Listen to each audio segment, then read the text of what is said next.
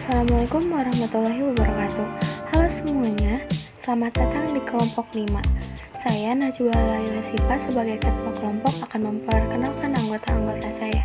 Yang pertama ada Muhammad Ripan, yang kedua ada Muhammad Ripaldi, yang ketiga ada Melina Noviani, yang keempat ada Memi Wulandari, yang kelima ada Ning Nabila, yang keenam ada Raihan Jeki Farhan, yang ketujuh ada Rifki Ramadan, yang terakhir ada Torik.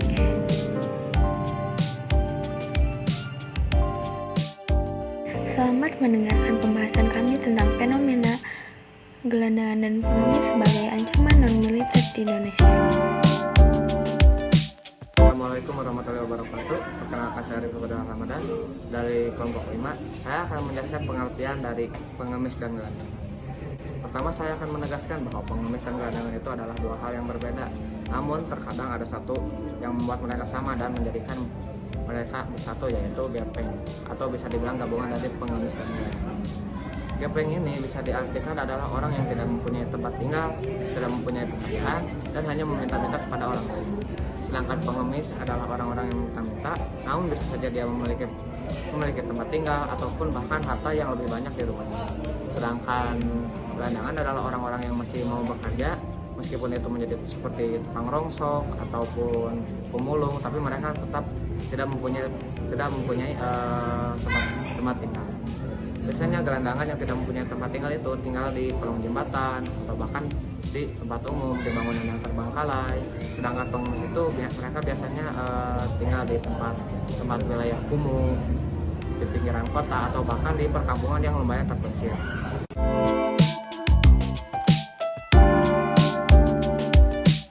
Tentang ciri-ciri dari gelandangan itu. Yang pertama, mereka biasanya memakai baju yang compang-camping, entah itu karena ingin dikasihani oleh orang lain, entah itu karena tempat tinggal mereka yang kumuh dan tidak terurus sehingga menyebabkan baju mereka jadi compang-camping. Yang kedua, arah hidup mereka itu sudah tidak jelas, mereka tidak menentu. Mungkin bagi mereka bisa makan di esok hari saja sudah bersyukur, karena mereka tidak mempunyai pekerjaan yang jelas, tidak mempunyai pekerjaan yang tetap, bahkan tempat tinggal saja belum tentu masih bisa dipunyai oleh mereka di esok hari. Lalu yang ketiga, mereka biasanya adalah orang-orang yang sudah kehilangan percaya diri atau bahkan sudah tidak mempunyai harga diri.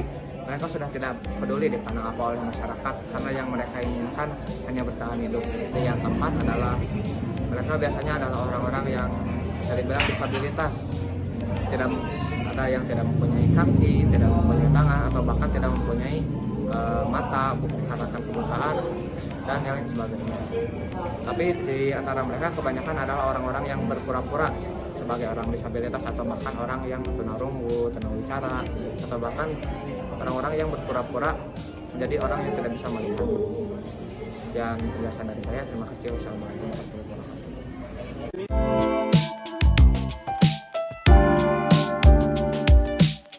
Menjelaskan penyebab adanya gelandang dan pengemis. Faktor-faktor tersebut: satu, faktor internal, kemiskinan individu dan keluarga yang mencakup penguasaan yang terbatas dan tidak produktif, keterbatasan penguasaan aset produktif, keterbatasan penguasaan modal usaha umum, rendahnya tingkat pendidikan formal, rendahnya tingkat keterampilan, kegiatan produktif, sikap mental. Lalu yang kedua, faktor eksternal, kondisi hidrologis, kondisi pertanian, kondisi prasarana dan sarana fisik, akses terhadap informasi dan modal usaha, kondisi permisif masyarakat di kota.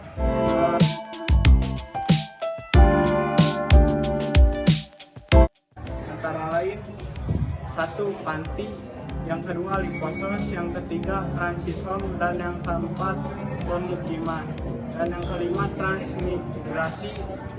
Lalu berikut beberapa potensi yang dapat digali dalam diri gelandangan dan pengemis serta sumber-sumber yang dapat digunakan untuk pencegahan. Yang satu, keinginan sejahtera, dan yang kedua ada niat untuk bekerja keras, dan yang ketiga rasa persatuan yang tinggi, dan yang keempat keinginan untuk kembali ke kampung halaman, dan yang kelima bakat yang ada di dalam gelandang dan pengemis, dan yang keenam pencegahan keluarga.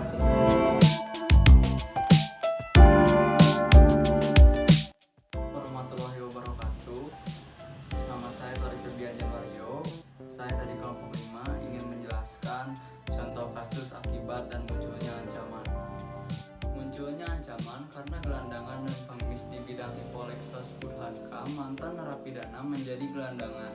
Banyak kasus mantan narapidana yang keluar dari penjara dan tidak mendapatkan kepercayaan orang lain seperti keluarga atau teman, yang mengakibatkan tidak mempunyai tempat tinggal dan tempat kerja.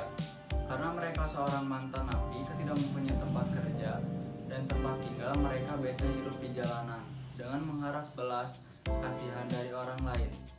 Bahkan dengan cara memaksa, kasus ini termasuk ancaman non-militer di bidang sosial dan ekonomi.